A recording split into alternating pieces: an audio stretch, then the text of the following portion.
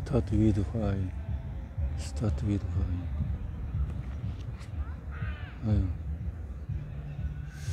why. 열망을 자극하는 광고라. 마크 트웨인.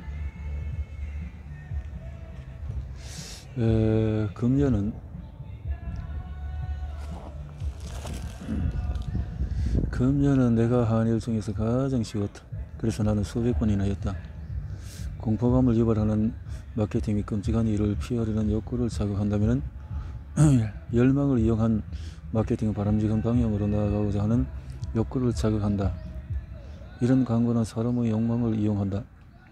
특정 제품이나 서비스를 구매하면 목표를 이루고 원하는 결과를 더욱 쉽게 얻을 수 있다고 말한다. 더 행복한 인생을 위한 6단계 44 사이즈를 입고 싶다면 복근 운동을 하세요. 단 6주 만에 부자가 될 수 있습니다와 같은 문구가 모두 조종이다. 열망을 자극하는 긍정 문구는 의지가 약한 사람이나 목표 달성에 대한 두려움이 큰 사람에게 효과가 있다. 이런 문구를 이용하면 피트니스 센터 등록을 유도할 수 있지만 그 사람이 일주일에 3번씩 센터에 가도록 하려면 반드시 의지를 불어넣어야 한다. 건강한 라이프 스타일을 유지하며 정기적으로 운동하는 사람이라면 쉽게 살을 빼는 6단계와 같은 문구에 휘둘리지 않는다. 쉽게 현혹되는 것은 오히려 그렇지 않은 사람들이다. 수많은 사람이 뽕뽕 몸매를 만들기 위해서 여러 다이어트 방법을 전전하고 있다는 사실은 이제 뉴스거리도 아니다.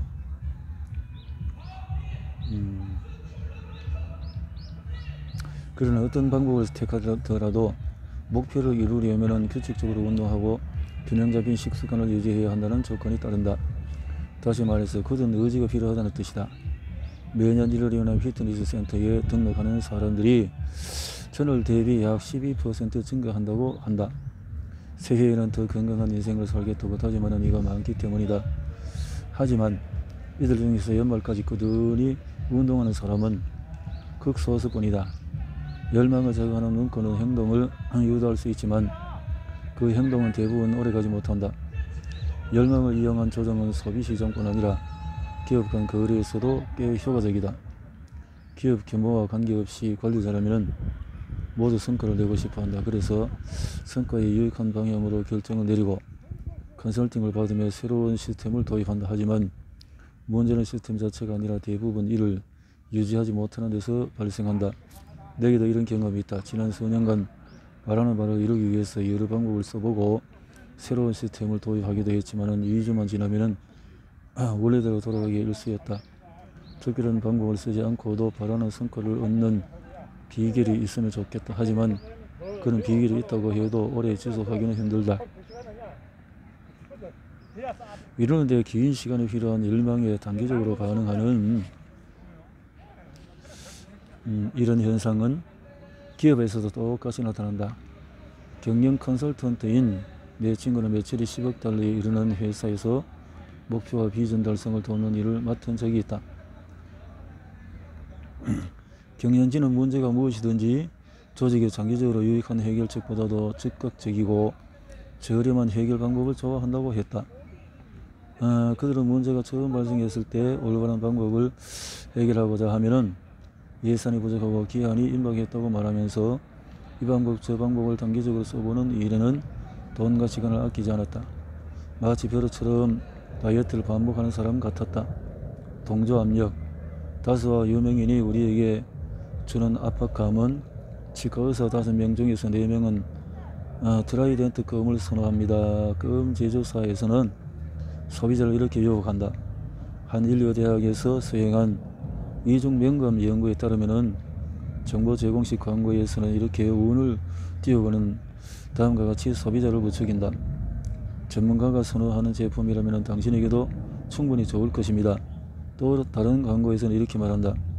100만 명이 넘는 고객님의 극찬을 받은 제품으로 모두 다수를 내세워서 압박하는 마케팅이다. 수많은 사람과 전문가가 선호하는 제품이라고 말함으로써 기업은 구매자에게 자사 제품이 더 나았다는 믿음을 주려고 한다. 이런 동조 압력은 효과적이다. 사람들은 자신을 제외한 대다수나 전문가가 자신보다도 더 알 것이라고 생각하기 때문이다. 동조 압력이 효과를 발휘하는 이유는 대다수나 전문가가 항상 옳기 때문이 아니라 사람들의 마음속에 자신이 틀릴 수 있다는 두려움이 있기 때문이다. 매출을 올리기 위한 유명인을 내세워서 광고하기도 한다. 저 사람이 쓴다면 분명 좋은 제품일 거야 라는 생각을 노리는 방법이다. 만약에 타이거 우즈가 나이키 골프 제품이나 타이틀리스트 골프공을 광고한다면 이 논리를 타당할 것이다. 하지만 타이거 우즈는 GM 자동차 경영 컨설팅, 서비스, 신용카드, 식품, 태그호에 이어서 시계 등 다양한 제품을 광고했다. 특히 태그호에 이어서 골프용으로 특별히 설계된 시계가 5,000g 1m의 충격도 견딘다고 광고했는데 사실 그 정도 강도라면 골프가 아니라 골프공이 경험할 만한 충격에 가깝다. 그런데도 이 시계는 타이거 우즈가 광고했기 때문에 유용한 제품이라고 각인된다. 유명인을 내세운 광고인은 연예인처럼 되고 싶어 하는 욕구를 이용한다. 이를 가장 잘 보여주는 광고가 게토레이의 마이클 조던처럼 되고 싶어요 캠페인이다. 이 광고는 게토레이를 마시면 커서 마이클 조던처럼 될 수 있다며 청소년을 유혹한다. 하지만 많은 사례처럼 이런 광고에서는 제품과 유명인의 연관성을 찾기가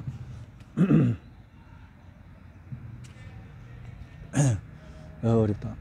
드라머로 로앤더의 유명한 샘 워터스턴은 대형 증권사 TD 아메리트레이드 온라인 트레이딩을 광고했다. 하지만 살인마를 기소하는 검사 역할로 널리 알려진 배우가 증권사와 어떤 관계를 있는지 알 수가 없다. 사람 자체가 믿을만하다는 뜻일지도 모르겠다. 주변 영향을 쉽게 받는 청소년 외에도 동조 압력을 느끼는 이는 많다. 우리는 대부분 영업 직원에게 압박을 받은 경험이 있다. 이들은 경쟁사의 70%가 서비스를 이용하고 있으니 당신도 써보지 않겠느냐고 말한다. 하지만 그 70%가 전부 바보라면 어떻게 해야 할까? 서비스 사용 이유가 엄청난 부가가치 추가 제공이거나 거부하기 어려운 할인 혜택을 받았기 때문이라면 어떻게 해야 할까? 영업 직원들이 이렇게 말하는 이유는 단 한 가지. 제품 구매 압박이다. 이들은 구매자에게 유용한 것을 놓치고 있다거나 혼자만 모르고 있다는 자부심을 주려고 한다. 그리고 다수가 가는 길로 따라가야 안전하지 않겠냐고 말한다. 내 어머니 말을 인용하자면 친구가 5분에 머리를 집어넣는다고 당신도 따라할 셈인가? 그런데도 마이클 조던이나 타이거 우즈가 출연료를 받고 어떤 제품을 광고하면 그 제품이 유행하는 것이 오늘날의 현실이다. 참신함과 혁신 사이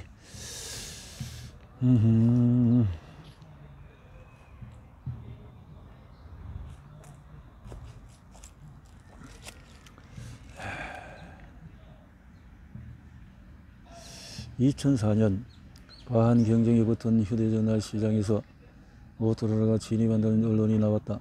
모토로라는 디자인과 기술 혁신으로 새로운 휴대전화 레이저를 출시했다.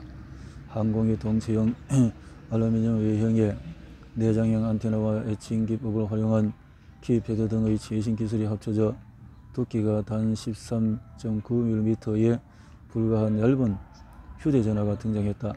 결과는 성공적이었다. 수백만 명의 레이저를 사려고 달려들었다. 유명인들이 레드카펫 위에서 이 제품을 들고 있었다. 각국 총리들이 레이저로 통화하는 모습도 보였다. 레이저는 5천만 대 이상 판매되었고 모토로라가 큰 성공을 거뒀다는 사실을 부정할 사람은 아무도 없었다. 에드젠더 전 모토로라 CEO 돌풍을 일으킨 신제품도 이렇게 말했다. 레이저는 기존 휴대전화 시장의 기대를 넘어섬으로써 모토로라 혁신의 역사를 이어나가고 있으며 앞으로 무선 통신업계에 등장할 신제품의 새로운 기준을 세웠다. 모토로라는 이제 제품 하나로 엄청난 이익을 거뒀다. 이는 기념비적인 혁신으로 길이 남을 만한 사건이었다. 그런데 정말 그랬을까? 젠더는 신제품 출시 후에 4년도 채 지나지 않아서 퇴출당했다.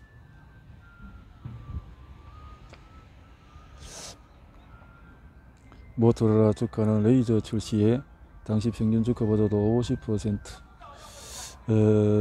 또 자료는 어디에도 없다. 오히려 이런 참신함 덕분에 현대인은 어떤 치약이 자신에게 잘 맞는지 고르기가 무척 어려워졌다.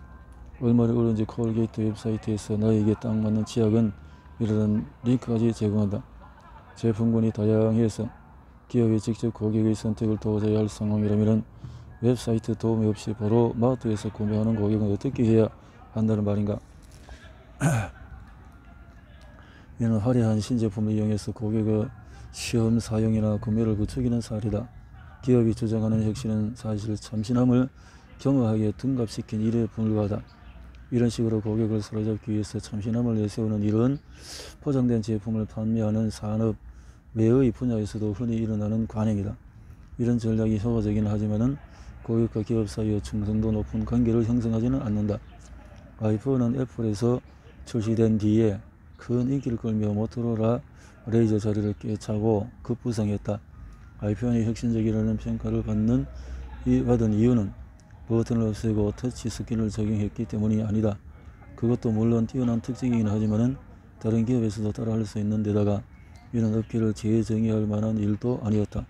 애플은 훨씬 중요한 변화를 이루었다. 애플은 휴대전화 디자인뿐만 아니라 업계 전체를 선도하고 있다.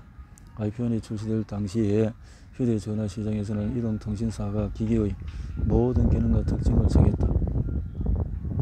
이동통신사가 어떤 휴대전화를 만들지 지시하는 시기였다. 그때 애플이 나타났다. 애플은 이동통신사의 지시에서 벗어난 휴대전화를 주체적으로 만들겠다고 발표했다. 이에 동의한 이동통신사는 AT&T가 유일했고 이건 새롭지 않은가? 당신은 돈을 버는 동안에 또 다른 비용을 치러야 한다. 조정이 효과가 있는 전략이라는 점은 부인할 수가 없는 사실이다. 조정 전략은 대체로 소비자의 행동에 영향을 주며 이를 사용한 기업은 제법 성공한다. 하지만 전략을 성공시키려면 꽤 많은 마케팅 비용이 필요하다. 조정은 충성심을 끌어낼 수가 없다. 그러므로 조정이 계속되면 성과 유지 비용이 점점 커지고 이익은 단기간만 지속된다. 구매자와 판매자는 스트레스가 커진다. 상당한 체력을 갖췄거나 단기 이익만 추구하는 기업이라면 조정 전략이 맞을지도 모르겠다. 조정은 오늘날 비즈니스 분야뿐만 아니라 전개에서 일반적으로 사용하는 전략이 됐다. 하지만 기업이 조정으로 성공을 거두어도 충성심을 키울 수는 없듯이 정치인 역시 조정으로 당선되더라도 리더십 기반을 다질 수는 없다. 리더십을 갖춘 사람에게는 좋을 때나 나쁠 때나 한결같이 따르는 지지층이 있다. 리더십이란 특정한 때의 한 번이 아니라 지속적으로 사람들이 자신을 따르게 만드는 능력을 말한다. 비즈니스 리더십이 있는 기업은 어떤 잘못을 저지른 때조차도 굳건한 고객심을 유지한다. 재구매와 충성심 사이에는 큰 차이가 있다. 재구매란 고객이 한 기업 제품을 또 여러 번 구매하는 일을 말한다. 충성심이란 고객이 더 뛰어나거나 저렴한 제품을 마다하고 특정 기업 제품을 꾸준히 선호하는 심리를 말한다.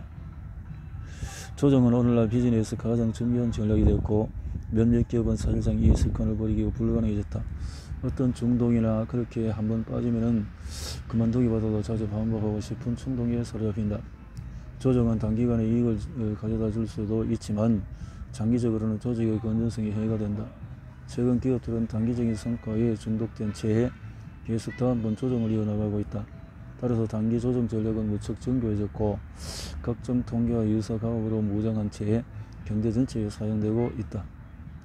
고객이 직접 추후에 적립을 신청했던 회사는 이런 유인책이 매출 상승에 효과적이며 적립 액수가 높을수록 효과가 커진다는 사실을 알고 있다. 2000년대 초반에 삼성은 캐시백의 조건을 달아서 막대한 이익을 남겼다. 그들은 각종 가전제품에 $150 캐시백을 제공, 캐시백은 주소 한 공당 한 번 받을 수 있다는 조건을 걸었다. 이는 누구든 이해할 만한 합리적인 조건이었다. 하지만은 삼성이 한 아파트에 거주하는 사람들을 같은 주소지로 분류해서 캐시백 개별 지급을 거부하며 문제가 불거졌다. 캐시백에 걸려서 제품을 구매한 4,000명은 주소지 때문에 혜택 적용이 불가하다는 통지를 받았다. 이 사건은 뉴욕주 검찰의 시선을 끌었고 결국 삼성은 해당 고객들에게 $200만 지급하라는 명령을 받았다. 이는 캐시백 수법을 교묘하게 이용한 기업이 적발된 극단적인 사례다. 그런데도 회원가입 앱 설치, 신청서 작성 등의 번거로운 과정을 거쳐 혜택을 주는 전략은 여전히 성행하고 있다. 캐시백을 받지 못하는 고객 수나 세는 기업이 어떻게 고객을 먼저 생각한다고 주장할 수 있겠는가? 세는 기업이 조정으로 결코 얻을 수 없는 것은 한 TV 광고에 이런 서명이 나왔다. 방법은 간단합니다. 집에 있는 금제품을 봉투에 넣어 보내면 됩니다. 배송료는 저희가 부담하며 우편물은 보험에 가입되어 있습니다. 보내주신 금제품 가치에 상응하는 금액을 이틀 안에 송금해 드립니다. 마이골드 엔벨로프는 금으로 된 제품을 사들여서 제련소에서 정지한 뒤에 시장에 다시 내놓는 중개에서로 업계를 이끄는 중요한 중 하나였다. 더글라스 페어스타인과 마이클 모어는 창립 당시에 이 회사를 업계 최고로 만들고자 했다. 뒷골문 정당포점으로 여겨지는 이미지를 탈바꿈시켜서 티파니 같은 브랜드의 이미지를 구축하려 했다. 그들은 고객에게 완벽한 경험과 이상적인 서비스를 제공하기 위해서 자금을 투자하고 힘을 쏟았다. 페어스타인과 모어는 성공가 기업이었으며 고객에게 경험을 제공하는 일과 브랜드 이미지의 가치를 잘 알고 있었다. 그래서 이 일을 해내기 위해서 매우 높은 비용을 들였으며 전국에 방영된 직접 반응 광고에도 차별점을 명확하게 드러냈다. 광고는 저희가 타사보다 낫습니다 라고 말하는 방식이었다. 물론 이 말이 사실이기도 했다 하지만 투자에 비해서 효과는 기대한 만큼 나타나지 않았다. 몇 개월 뒤에서 페어스타인과 모어는 중요한 사실을 발견했다. 고객이 대부분 그들의 서비스를 딱 한 번만 이용한다는 사실이었다. 그들은 일회성 거래에 기반한 회사를 운영하면서 훨씬 큰 일을 시도해왔음을 깨달았다. 두 사람은 타사보다도 나은 서비스를 제공하려던 시도를 그만두고 그저 이용하기 편리한 서비스를 제공하는데 만족하기로 했다. 서비스를 자주 이용하는 고객은 정면 대결하는 일은 그만뒀다. 그들이 해야 할 일은 구매를 유도하고 고객이 주변에 추출할 정도의 만족스러운 서비스를 제공하는 것이었다. 그 이상은 불필요했다. 그들은 충성도 높은 고객층을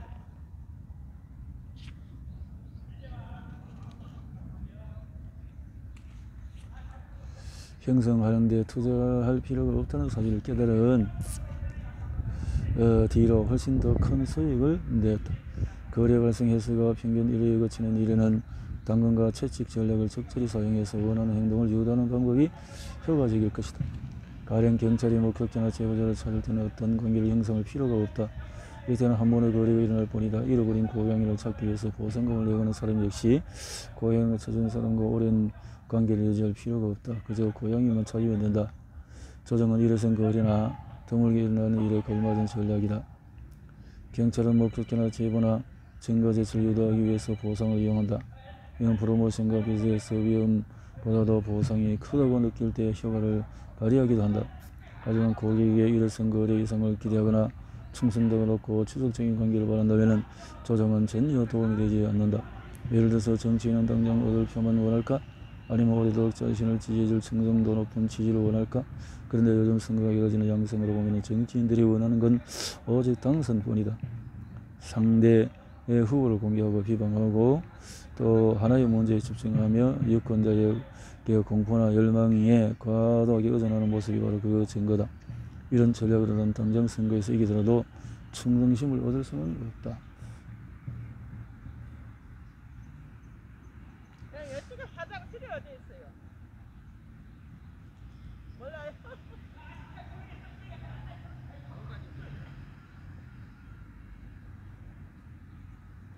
미국 자동차 기업들은 조정 전략에만 의존하면 훗날에 값비싼 비용을 치러야 한다는 사실을 어렵게 깨달았다. 상황이 좋고 자금이 넘쳐날 때는 조정이 실행 가능한 전략일 수도 있지만 시장 상황이 변하면 그에 따르는 비용을 감당하기 어려울 정도로 커진다. 2008년 석유 파동 당시에 자동차 시장에는 더 이상 프로모션이나 판매 연칙을 쓸 여력이 없었다. 조정 전략을 써서 단기 수익을 얼마나 오래 낼 수 있는지도 전략에 드는 비용을 얼마나 오래 감당할 수 있는가에 따라서 정해진다. 이는 경제 호황이 끝없이 이어지리라고 가정하는 셈인데 가정을 토대로 하는 사업은 근본적으로 기반이 약하다. 조정은 효과가 있지만 비용이 든다. 그것은 아주 많이 든다. 조정은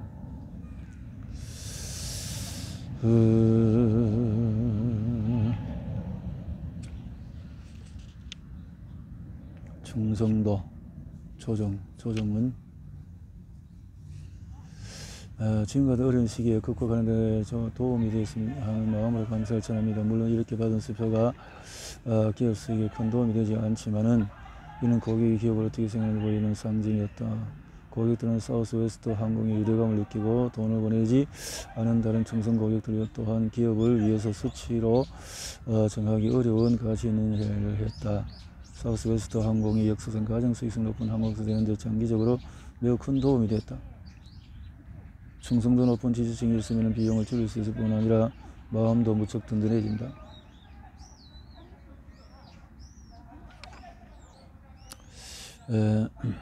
도움이 절실한 비기의 시기에 도와주는 우리는 이 일을 함께 해나간다는 느낌이 든다.